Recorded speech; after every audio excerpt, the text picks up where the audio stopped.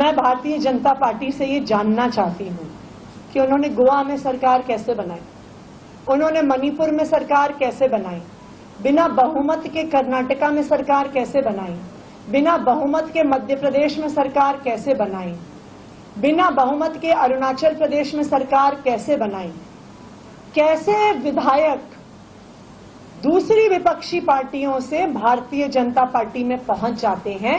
इस बात का जवाब भारतीय जनता पार्टी को देना पड़ेगा। भारतीय जनता पार्टी को इस बात का भी जवाब देना पड़ेगा कि ऐसा कैसे हो जाता है कि एनसीपी के दो फाड़ हो जाते हैं और उनके जो सारे नेता भारतीय जनता पार्टी में आते हैं उनके एक एक करके सीबीआई और ईडी के केस खत्म हो जाते हैं। भारतीय जनता पार्टी ये जवाब दे कि छगन भुजबल जब एनसीपी से भारतीय जनता पार्टी में आते हैं तो क्यों सीबीआई और ईडी क्लोजर रिपोर्ट फाइल कर देती है।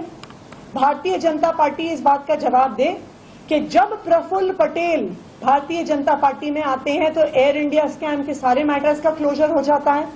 भारतीय जनता पार्टी इस बात का जवाब दे कि अजीत पवार जब भारतीय जनता पार्टी में आ जाते हैं तो इकोनॉमिक ऑफेंसेस विंग उनके पत्नी उनके भतीजों के हो रहे उनके खिलाफ सारे केस बंद हो जाते हैं।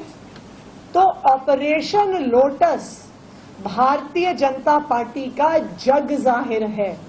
इस बात का जवाब आम आदमी पार्टी को नहीं देना, भारतीय जनता पार्टी को देना है कि बिना बहुमत पाए चुनाव में भारतीय जनता पार्टी अलग अलग राज्यों में सरकार कैसे बनाती है।